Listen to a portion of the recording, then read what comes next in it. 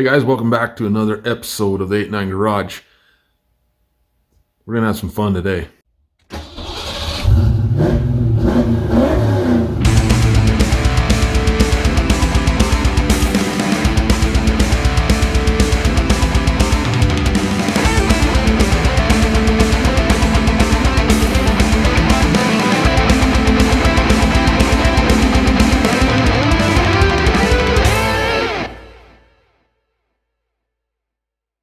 In today's episode, I'm going to preface this by saying I have about 20 some odd inches of snow outside today.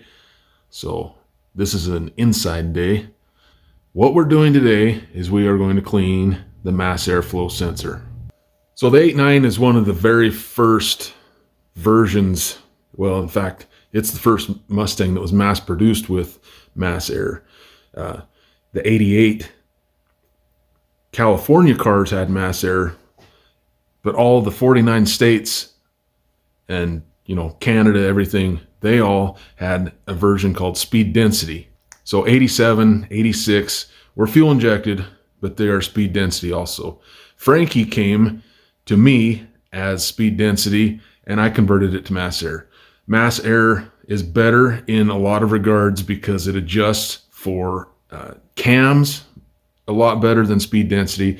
It adjusts for different heads. I don't know, without getting into too much detail, it just adjusts a lot better to changes than speed density. What I'm going to do today is something that I have done every year since 1995 on the 89, well, and then a couple times here on Frankie. A lot of people disagree with my method, and that's fine. If you're not comfortable doing this, there are other methods of doing it. However, I'm here to tell you that I've been doing this since 1995. I still have the original sensor on the 89. What we're going to be using are Q-tips and alcohol. Just basic dollar store rubbing alcohol will do the job just fine. We're going to go remove it. I'm going to kind of go over the function and how it works. It's been a long time since I've had a really dirty sensor, so I don't know what we'll find. Let's go over here to the 89. The first versions of mass air only had a Phillips to hold the sensor in. Later on, they have what's called a security bit, and that's these little Torx bits that have holes in them. I'll have to see if I can find what I'm talking about. I think maybe the one on Frankie is a security bit. I do know the one on my F-150 is, but man, that's a pain in the butt to get to. If Frankie doesn't have one, then I'll just put a picture of one here. All right, first off, this is our mass air sensor. If you have an 86 or 87, you will not have this for sure. If you have an 88 and have this, you have a California car, or I guess if you have an 86 through 88, it also could be converted to mass air. But nevertheless, we need to rid ourselves of this harness. So there's a thing under here, and you push on it.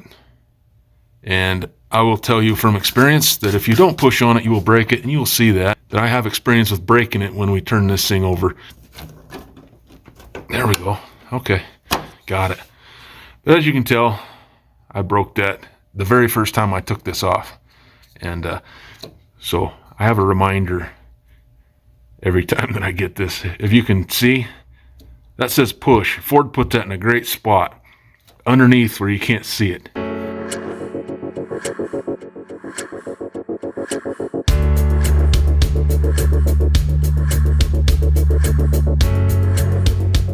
All right, and this is our sensor. MAF stands for mass air flow. So these wires are measuring the mass of air that is flowing, or the weight of air that is flowing through that intake tube. And how that does that, if you can see, there are actually two wires there. The short wire is the ambient temperature. It is measuring the ambient temperature. That is sometimes known as the cold wire, and the wire that sits lower is heated by the ECU. That is also known as the hot wire. That hot wire is maintained at 200 degrees Celsius, which is roughly 390 degrees here in the United States. The computer, ECU, PCM, whatever you call it in your neck of the woods, is maintaining a 200 degrees Celsius difference, where this is hotter than this. These sensors are cooled down by the mass of air that is flowing past them. It calculates this by the amount of voltage signal that it has to apply to this to maintain that 200 degree Celsius difference between the two. That affects your timing, it affects your air to fuel ratio, it affects your idle. It'll make drivability concerns if that is not accurate. If more air is going through there than it is accounting for because the sensor is dirty, then it's going to run like dog poop, basically.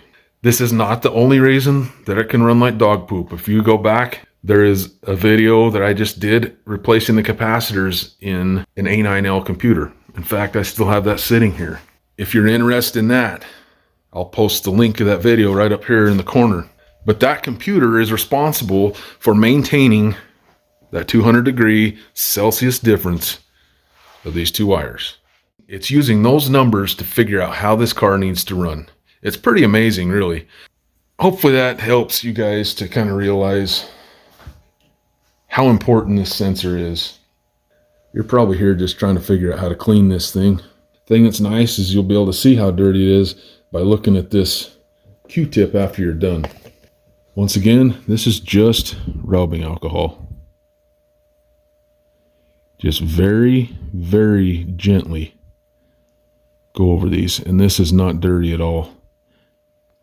Since we didn't have any dirt on 8.9, I decided to pull this one off Frankie. We'll just, since I got the stuff out, we'll see if it's got anything. Yeah, there's a little bit.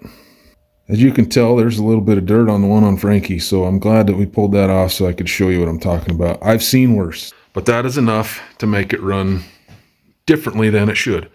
I don't have any videos comparing drivability at all. I can just tell you from experience that if that wire is not clean, you will be running like garbage, and this may be a drivability issue you're experiencing.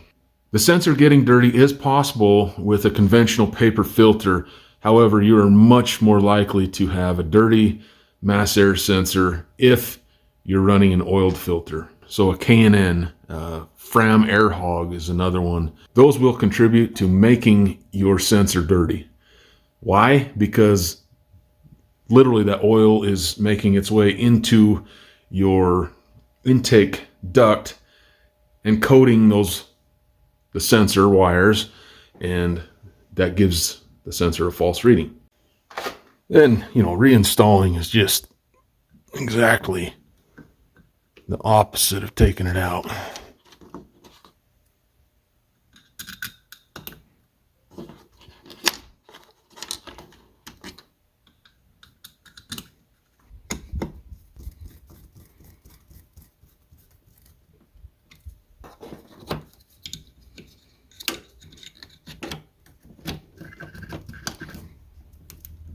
That simple.